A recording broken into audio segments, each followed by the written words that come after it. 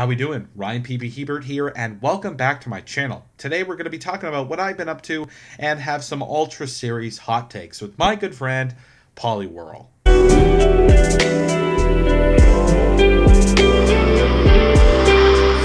Poliwhirl? Poliwhirl. Someone told me Moon ended, and it's okay. How we doing, everybody? Ryan B. Hebert here, and welcome back to my channel. Today, we're taking things a little bit more laid back. I'm obviously in my Game Boy t-shirt, not dressed up as usual in my collared shirt, and that is because we're just taking it easy. We're sitting back, we're relaxing, we're just taking things slow. And by slow, I mean, I'm getting into Ultra Series, and I'm trying to figure out exactly how it works. It's a different beast in itself with primals and with Ultra Necrozma, but besides that, all items are pretty much legal and all Pokemon are pretty much legal except for mythicals. I gotta say, if mythicals were legal, oof, what a difference it would be. Most teams would probably be made up of the mythicals, just for the sake of the different movesets that exist for each of the mythicals, and the fact that all of their stats add up to 600 for, I think, all of them. Hopefully, they should. That sort of thing. But besides that, Ultra Series is really interesting because you're either going with a weather Pokemon or one of the forms of Necrozma, either with Lunala or Solgaleo, and then forming them into Duskmane or Dawnwings. That's how teams are taking shape right now. That's what I'm seeing, and part of me is like, well, I want to embrace that, but at the same time, why not fight against it? Okay, so what I mean by that is I don't mean counter-teaming, I mean embracing what's popular and then finding a different way to reapproach it and seeing how that works. Now, will this be viable?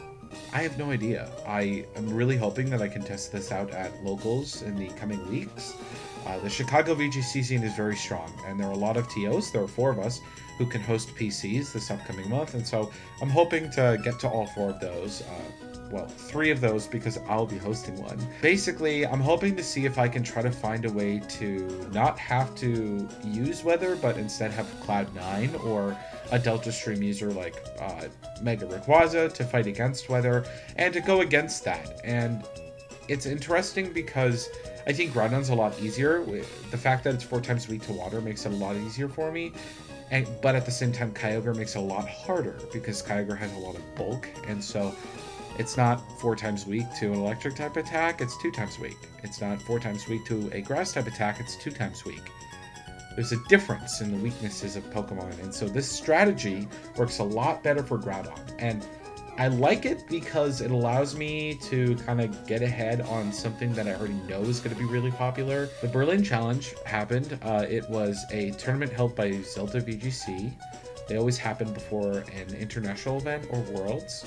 And so these are meant to help people get to the event with the money that's fundraised, and also just get people money for winning the tournament, that sort of thing. And I'm surprised that Jono TV, one of my favorite people, did not get it. So sad. But what's really great is that players are able to see the top 16 teams. Thank you, Jeremy Rodriguez, for that little write-up that you did. Jeremy Rodriguez, if you don't know him, at Serapis, he's a very talented player, and he basically got the top 16 teams and then kind of did some analysis on what were the most popular Pokemon and how are they being used, that sort of thing. There really wasn't much analysis. It was just like, here's what Pokemon were most popular. Take this as you will, that sort of thing.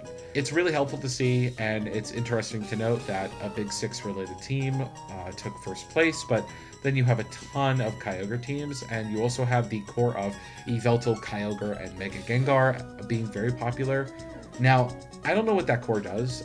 I know what all 3 Pokemon do, but I really have to watch some stuff and do some analysis myself on the different cores that are going to exist. If you're going to play Ultra Series, you have to be knowledgeable about the different cores that exist.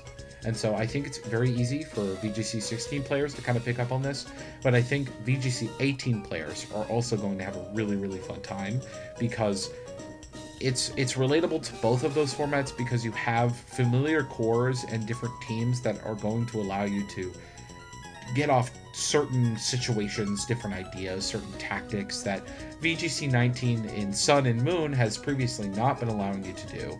VGC 19 Sun and Moon had their own formats individually. VGC Sun 19 being very limited because you didn't have megas, you didn't have Z moves. It was very vanilla. Reminded me of VGC 17, and I appreciated it. It was fun. VGC 19 Moon brought back Z moves, obviously, and so it made it so that it was easier to KO things, and teams had to change up that way. But there were cores you were running. You were running two restricted pair and 4 support Pokemon.